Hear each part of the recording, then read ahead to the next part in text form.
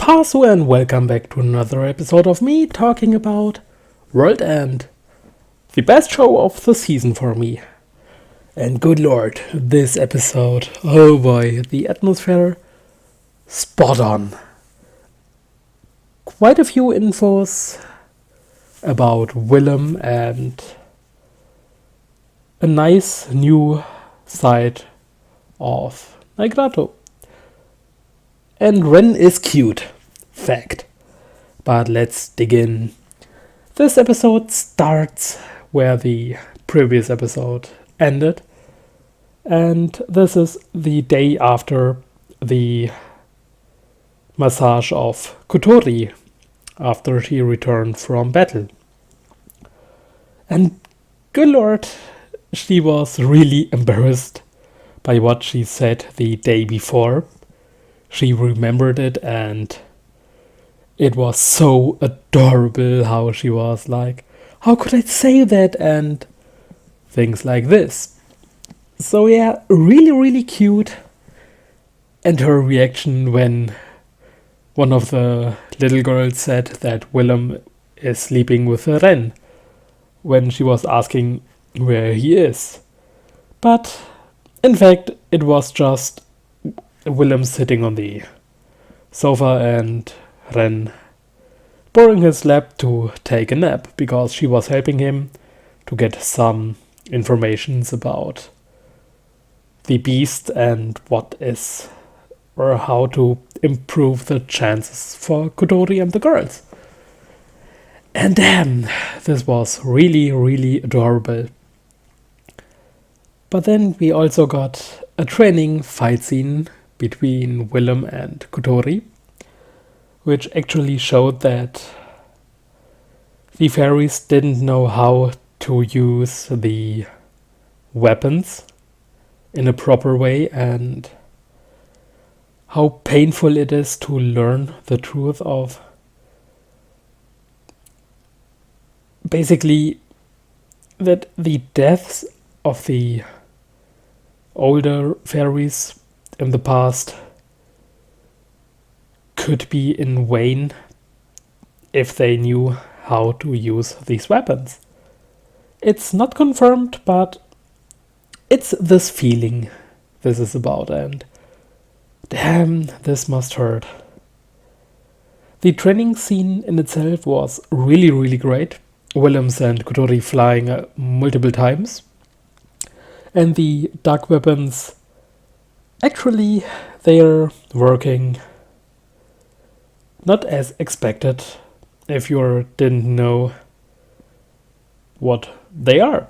And it's really funny because the weapons don't get more powerful if you pump in the venom, but they are more powerful the stronger the enemy is. And it was really enjoyable to see Kutori flying multiple times. But then she didn't want to listen to Willem's explanation because it hurts. The deaths of the fairies that are close to you or were close to you, to put it like this, and that there was actually a chance, but it was pointless because they didn't know about it, and it must be so painful for Kutori. On the other side, Willem, he was fucked up as well. After the training match, he collapsed and the girls were freaking out, or at least Kutori was shocked and Ren as well. In the meantime, the two of the younger girls were running to Nigrato's office, where she was talking with the officer Limeskin. And their discussion was about the actions that are made for the upcoming battle. Basically, she had to confirm who she has to send into the battle. And after the talk, she was upset. Why is it that the young girls must die? Why is it them who are going to fight? And what is basically wrong with this fucked up world?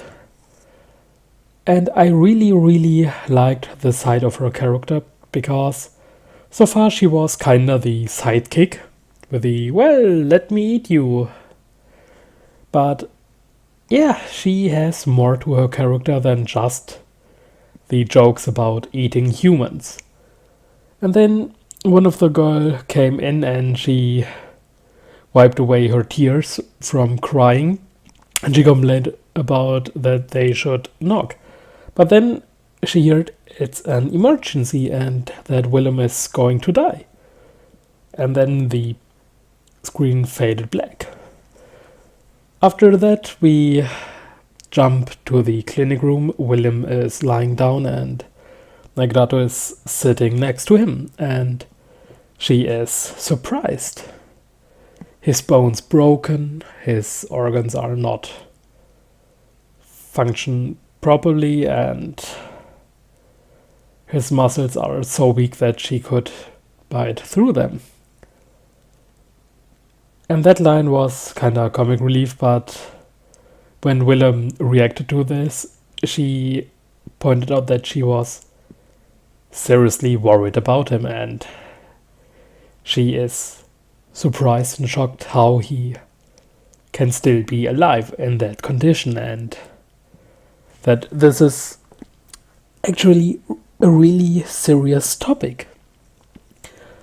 But then she orders him to stay in bed and to rest.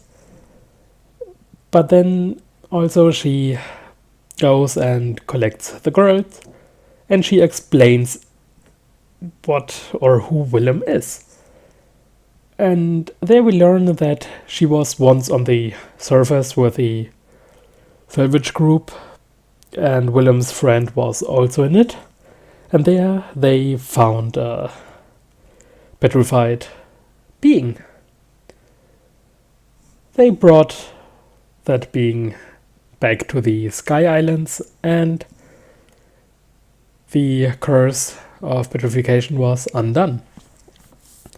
But then the being Willem was freaking out, seeing these, in his eyes, monsters, these beasts, and not knowing what is going on, not being able to communicate and stuff like this. But luckily he has a talisman that helped to let them talk to each other and understand each other. And this is how they learned who he is. And he is, in fact, the last human being.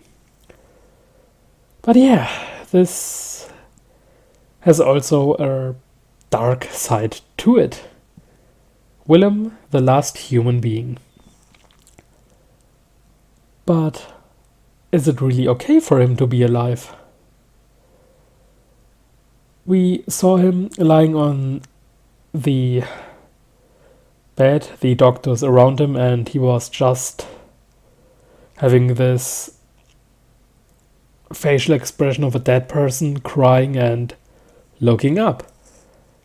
And yeah, this was when he realized that all of the people he knows,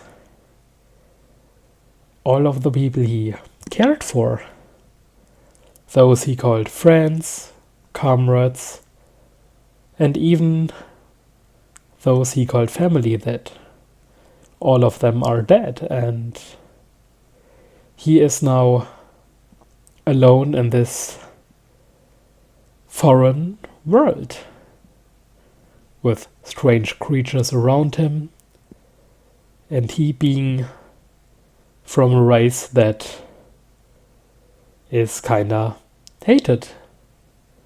It's really tough. But there was also a dream before Willem woke up in the clinic. After he collapsed from the training, it was the fight with this being. And how he was cursed by these forbidden spells he used. And he used 7 of them. This wasn't stated in the anime, but I've read the light novel and so I can just say it. But yeah, he used multiple forbidden spells, and actually one of them is enough to kill one, and he used multiple of them, and his only curse is basically turning it to stone, waking up a couple 100 years later and being all alone. Really ironic. It's not from the curse, but it's what actually happened.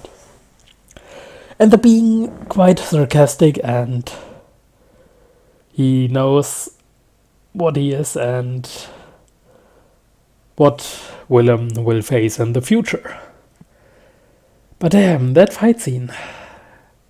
It wasn't really a fight scene, it was actually just Willem sitting there after he won and then turning into stone. But damn, this happens. But what we also learn is that Willem is one hell of a soldier. Not just one of these foot soldiers, one of the manys, but he was one of the special ones, and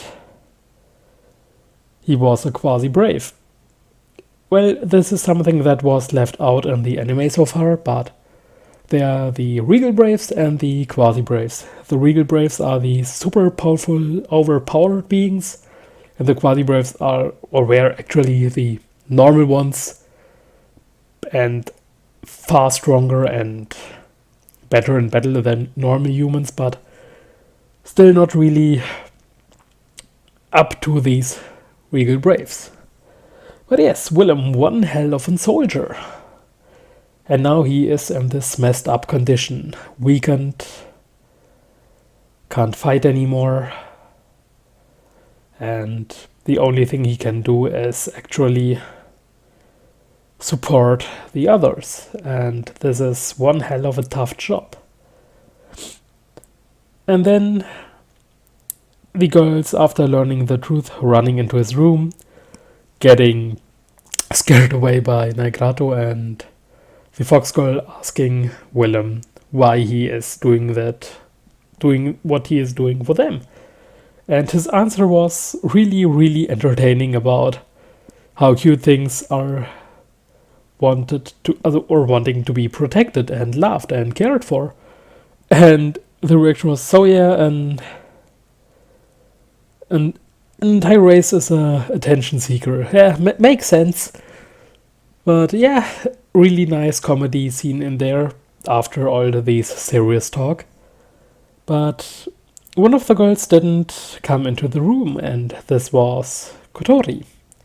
Ren was standing in the door, the fox girl was inside with Naigrato.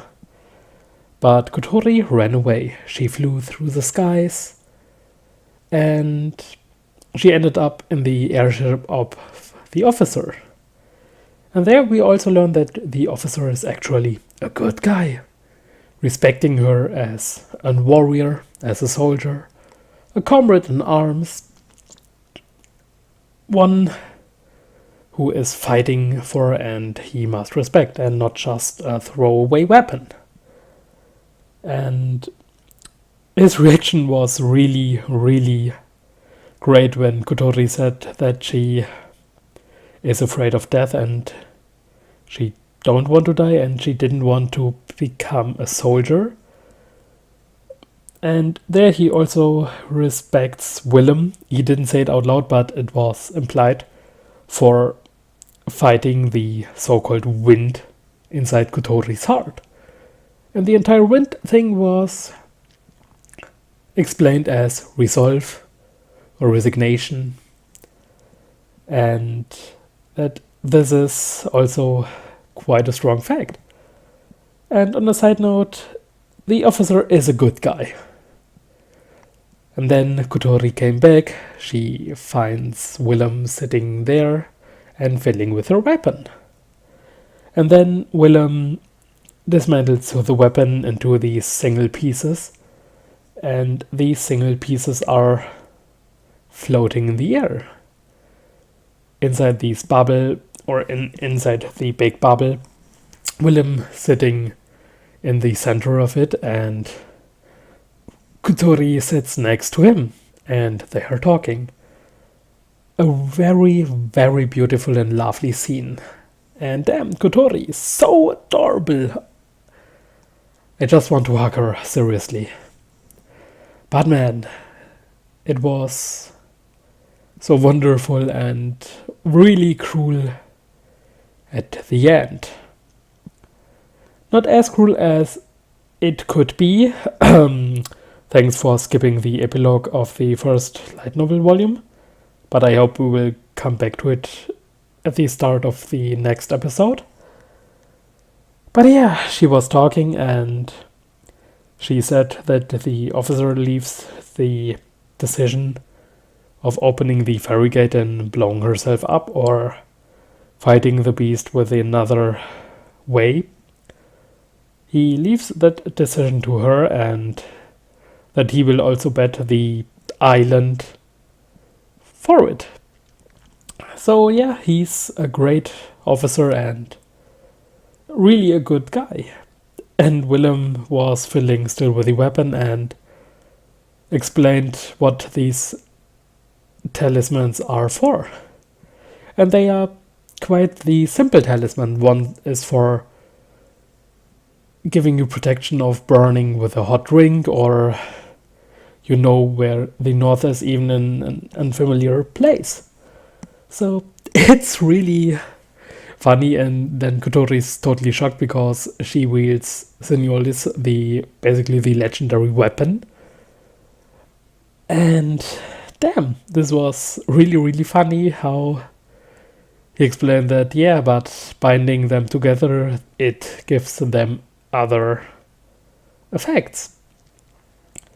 And then he says that he will fulfill a wish of her when she's coming back.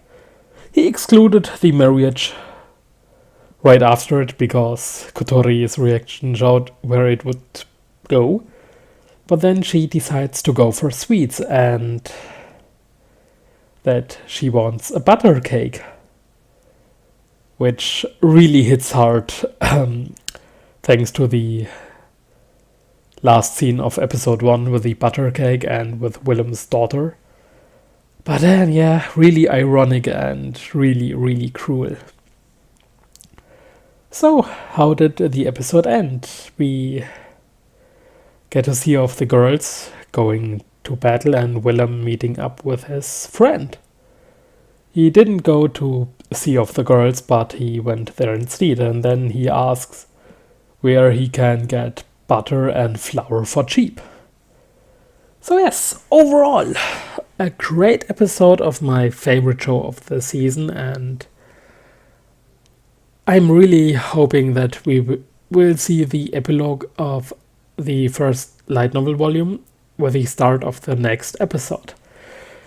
Because it's hinting a shit ton of what is actually going on and what the beasts are, and also it's crushing your heart with fears. So yes, thanks for watching my seriously long talk, and I will see you guys next time. Bye bye.